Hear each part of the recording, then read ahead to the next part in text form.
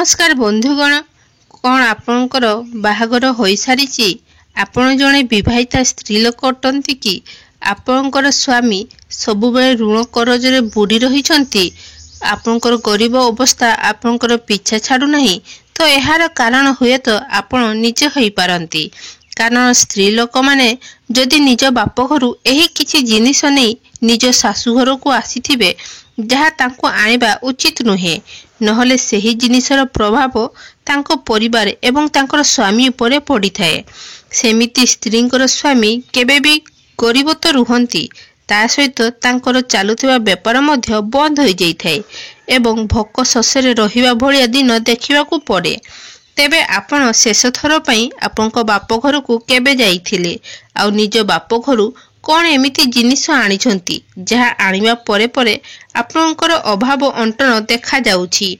एही विषय जानिया पई भिडियोटी को प्रथम शेष पर्यंत निहाती देखंतु।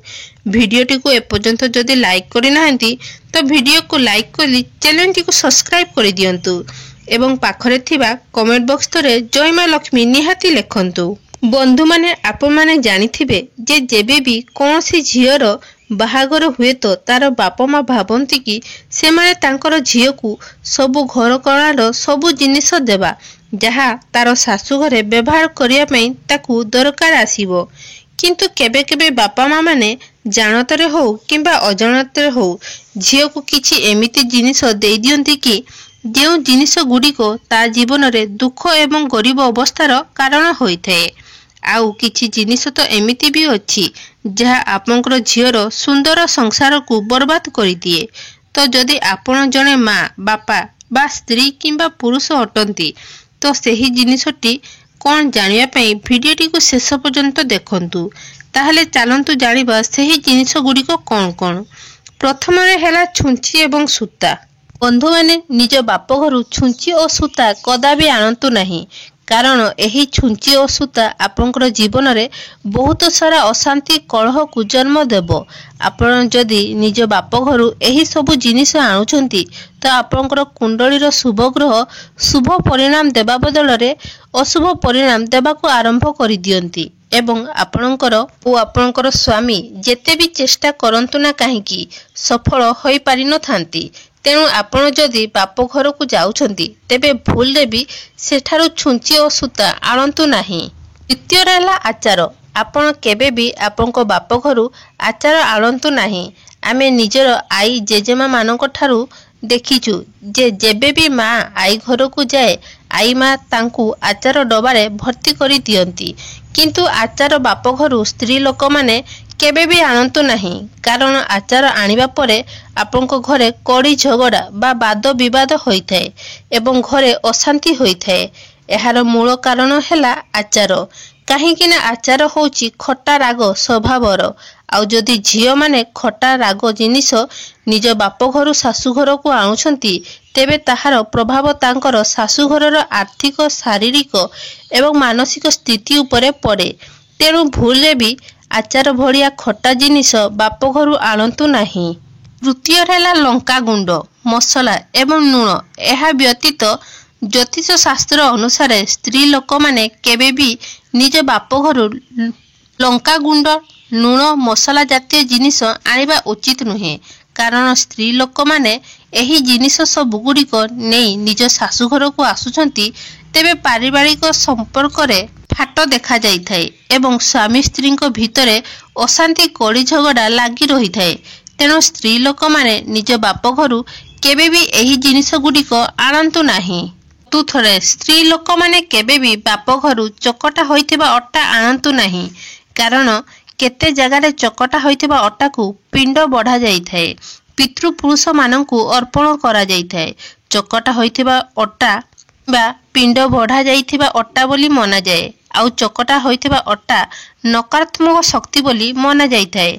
तेणु बहुत लोक मानक पाखरु भी आपण शुणिथिबे जे जेबे भी अट्टा चकटी होइथिबो ताकू पूरा गोल करी न रखिथिबे, सेथिरे निज आंगुलीर चिन्ह करिदेबे, जहा द्वारा सही चकटा होइथिबा अट्टा आपनकर दुर्भाग्यर कारण हेबो नाही एवं सी डेरी जाए चकटा होइथिबा अट्टा को रखिबे नाही। କିମ୍ବା ଚକଟା ହୋଇଥିବା ଅଟାକୁ ଗୋଟିଏ ଜାଗାରେ ରଖି ନେବା ଆଣିବା କରିବା ଦ୍ୱାରା ସେଥିରେ ନକାରାତ୍ମକ ଶକ୍ତିର ପ୍ରଭାବ ବଢ଼େ ଆଉ ସେଥିପାଇଁ ଆପଣଙ୍କ ଘରେ ଅଶାନ୍ତିର ବାତାବରଣ ଦେଖାଯାଇଥାଏ।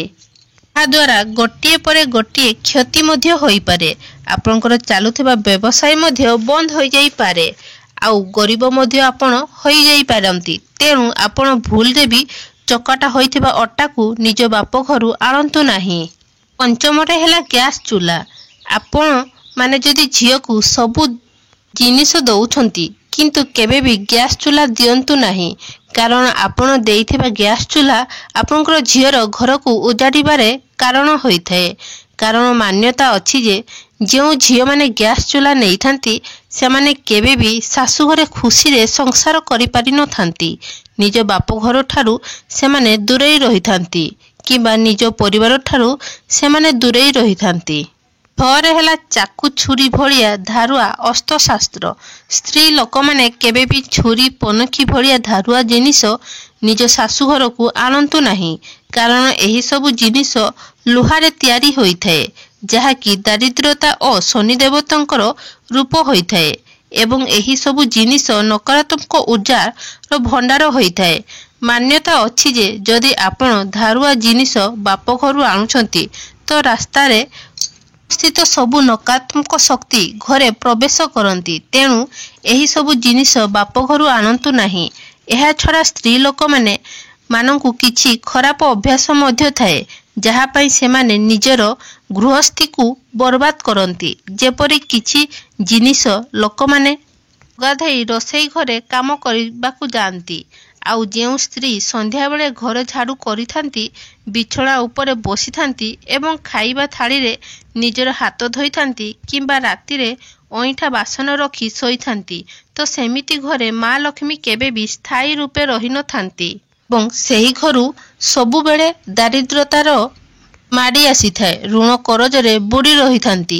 ସେହି ଘରର ସଦସ୍ୟମାନେ ଯେତେ ବି କାର୍ଯ୍ୟ କରନ୍ତୁ ନା କାହିଁକି ସେହି କାର୍ଯ୍ୟରେ ସେମାନେ ଅସଫଳତା ପ୍ରାପ୍ତି କରିଥାନ୍ତି।